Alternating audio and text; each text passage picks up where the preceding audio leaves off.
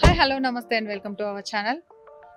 నేను ముంబై వచ్చా కదా. ముంబైకి ఒక 180 కిలోమీటర్స్ దూరంలోనే భీమ్శంకర్ ఆలయం ఉంది. జ్యోతిర్లింగాలలో అతి పవిత్రమైన వాటిల్లో ఇది ఒకటి. సో ఇక్కడ ఉన్న వాళ్ళంతా కూడా ఒకసారి చూద్దాము అని మాతో వచ్చిన వాళ్ళు ఏమంటే సరే అని జ్యోతిర్లింగం చూడడానికి భీమశంకర్ బయలుదేరుతున్నాం. నాతో పాటు భీమశంకర్ బ్లాగ్ మీరు కూడా ఫాలో అయిపోండి. ఇదంతా ఘాట్ రోడ్. నాకు ఇక్కడ ముంబైకి వచ్చినాక బాగా ఒక విషయం గురించి మాట్లాడాలనిపించింది. కొండల్ని దొవ్వేస్తున్నాం, సముద్రాలు పూర్తి చేస్తున్నాం, జనాభా పెరుగుతుంది అనే నేపథ్యంతో ప్రకృతి మీద దాడి చేస్తున్నాం. కానీ అది దాడి చేస్తే తట్టుకోగలుగుతామా? అభివృద్ధి జరుగుతుంది అని ఆనందపడాలో, ప్రకృతి వైపరీత్యాలను తట్టుకోగలమన్న బాధపడాలో నిజంగా నాకు అర్థం కాలేదు. సముద్రం మొత్తం పూర్తి చేసి రోడ్డుగా మారుస్తున్నారు. ఇక్కడ మీరు చూడొచ్చు, ఇవన్నీ కూడా కొండలు. జంతువులు మనుషుల మధ్యలోకి వచ్చి దాడులు చేస్తుంటే భయపడుతున్నాం. కానీ మరి వాటి నివాసాలను మనమే అభివృద్ధి పేరుతో తగలేస్తున్నాం. ఇది అభివృద్ధి అని ఆనందపడదామా, లేకపోతే రాబోయే వినాశనానికి మన చేతులతో మనమే ప్రకృతిని ధ్వంసం చేసుకుందామని బాధపడదామా అనేది కింద కామెంట్ సెక్షన్ లో చెప్పండి.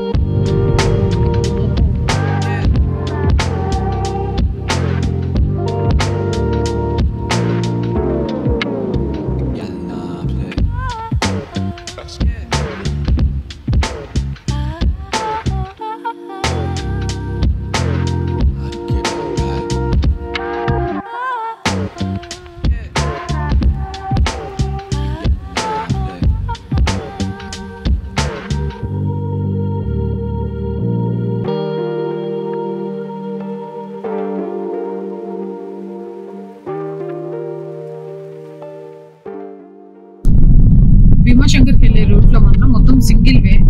మనకి పూణే నుంచి కొంచెం ముందుకు వచ్చిన తర్వాత ఉండడం 70-80 కిలోమీటర్స్ ఉంటుంది. బట్ కార్ జర్నీ చేస్తే 2.5-3 అవర్స్ చూపిస్తుంది. దేనికి అంటే మీకు అనిపిస్తుంది కదా, ఇదంతా సింగిల్ రూట్ ఉంటుంది, కొండల మధ్యలో ఉంటుంది. అటు ఇటు కొంచెం వెళ్ళే వాళ్ళు జాగ్రత్తగా వెళ్ళాల్సిన అవసరం ఉంటుంది. అండ్ అక్కడ కూడా మీకు 2 to 4 అనేది దర్శనానికి బ్రేక్ అంట. ఆ టైంలో దర్శనం ఉండదు. అండ్ 6 దాటిన తర్వాత బస్సులు ఉండవు. జర్నీ అయితే బాగుంది, కానీ కొంచెం సింగిల్ రూట్ అలా ఉంది కాబట్టి ఎక్స్పీరియన్స్డ్ డ్రైవర్స్ అండ్ కొంచెం సేఫ్టీ అనేది పాటిస్తే బెటర్. నైట్ అయితే నాకు తెలిసిన వరకు ఈ రూట్ లో జర్నీని అయితే అవాయిడ్ చేయండి. మార్నింగ్ వెళ్ళిపోయి దర్శనం చేసుకొని రిటర్న్ అవ్వండి. మాకు లేట్ అయిపోయింది కాబట్టి రిటర్న్ ఎలా ఉంటుంది అనేది చూడాలి.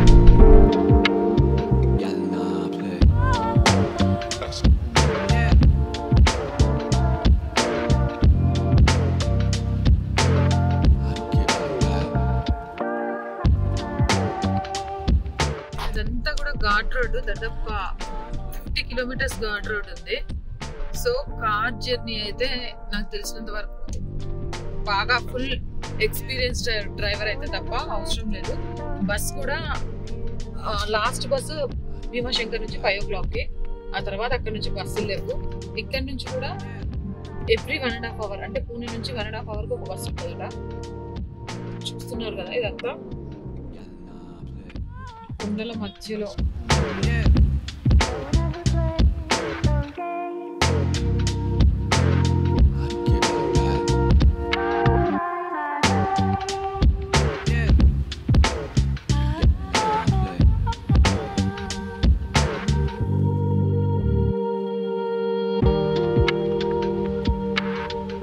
నేను మొత్తానికి భీమాశంకర్ రీచ్ అయ్యాను. ఇక్కడ లోపలికి చాలా నడవాలి. డోలీలు ఉంటాయి. డోలీ అయితే తీసుకురావడానికి 1500. 2-wheeler ఉంటుంది. 2-wheeler అయితే తీసుకురావడానికి 500 అనమాట. సో అది కాదు అని నడుచుకుంటూ వెళ్ళడానికే ప్రయత్నం చేస్తున్నా. మెట్లు మీద నుంచి వెళ్ళాలి. దాదాపు 250 పైకి వరకు కూడా మెట్లు ఉంటాయట దిగడానికి. మళ్ళీ పైకి ఎక్కేటప్పుడు 250 మెట్లు. చూడాలి మరి ఎట్లుంటది జర్నీ అనేది.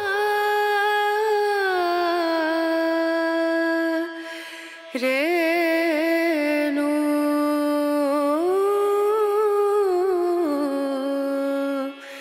రేణు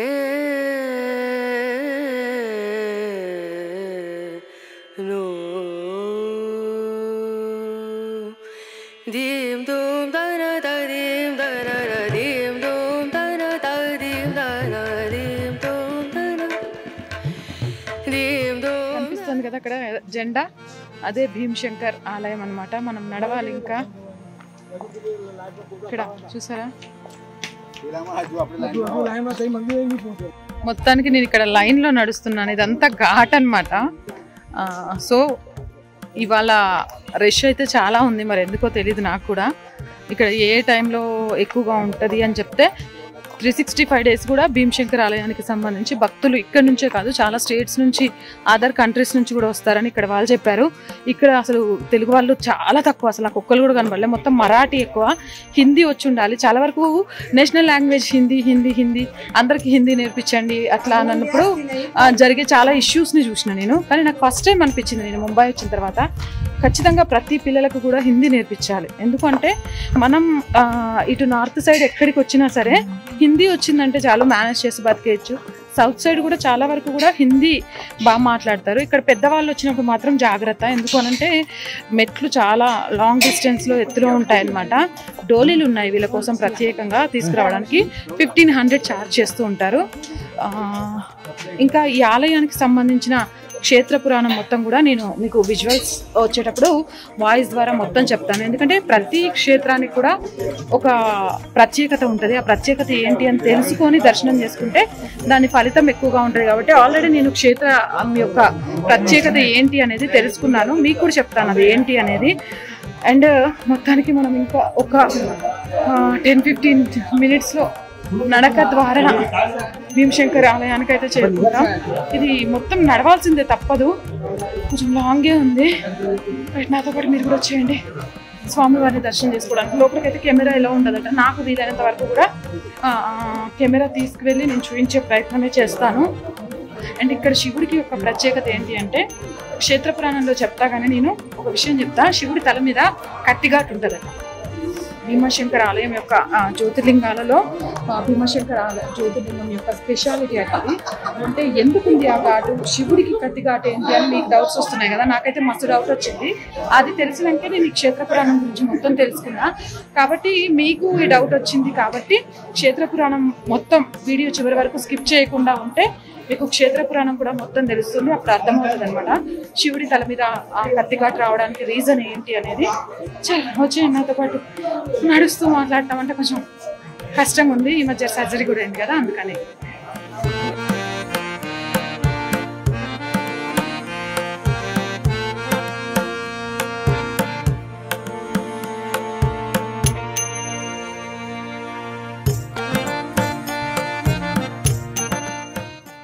మొత్తానికి లైన్లో నిలబడ్డా, చాలా దగ్గర వరకు వచ్చేసాము.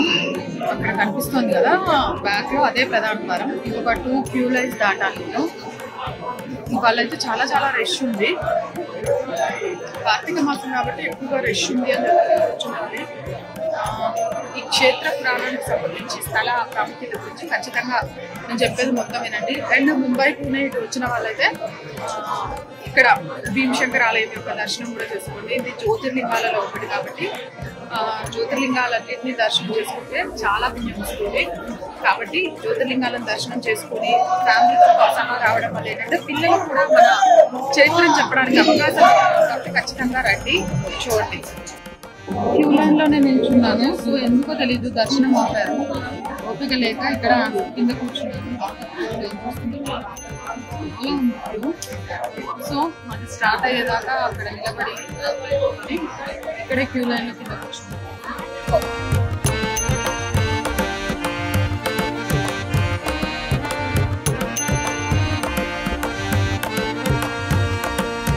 మూలికా వైద్యానికి సంబంధించి కూడా ఉంటాయి. నిజంగా కూడా ఇవి చాలా పనిచేస్తాయి. మనమే అనవసరంగా టాబ్లెట్స్ వేసుకుంటాం, కానీ కొన్ని కొన్ని విషయాల్లో నమ్మాలి. ఇది పింపుల్ పోవడానికట, వేరు, హీట్, ఫీవరు, గుల్వోలి, కాట్రాక్ట్, హెడేక్ కట. ఇది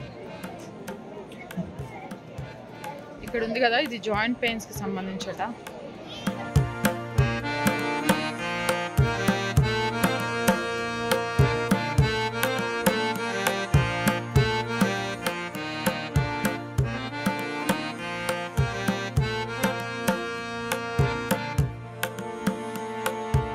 మొత్తానికి భీమశంకర్లో దర్శనం అయితే పూర్తి చేసేసుకొని బయటకు వచ్చాం. సో భీమశంకర్ క్షేత్ర పురాణం అలాగే భీమశంకర్ స్వామిని కూడా దర్శనం చేసుకున్నారు కదా.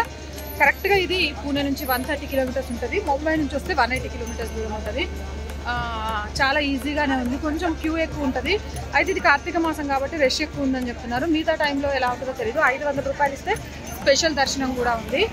కాబట్టి ఇలాంటి జ్యోతిర్లింగాలను దర్శనం చేసుకొని ఆ శివయ్య కృపా కటాక్షలకు మీరందరూ కూడా పాత్రలు కావాలని మనస్ఫూర్తిగా కోరుకుంటున్నాను. మన ఆధ్యాత్మికతను మన ధర్మాన్ని ముందు తరాలకు తెలియజేయాలంటే మనకున్న ఒకే ఒక్క సోర్స్ మన ఆలయాలను కాపాడుకోవడం మనందరి ధర్మం. కాబట్టి ఇలాంటి ఆలయాలకు సంబంధించి మరిన్ని విషయాలు మీరు తెలుసుకోవాలంటే నా ఛానల్ని వెంటనే సబ్స్క్రైబ్ చేయండి. మోర్ వీడియోస్ తీసుకొని మీ ముందుకు వస్తారని మాటిస్తున్నాను. అలాగే ఈ వీడియో నచ్చినట్లయితే లైక్ చేయండి, షేర్ చేయండి అండ్ స్టే విత్ us.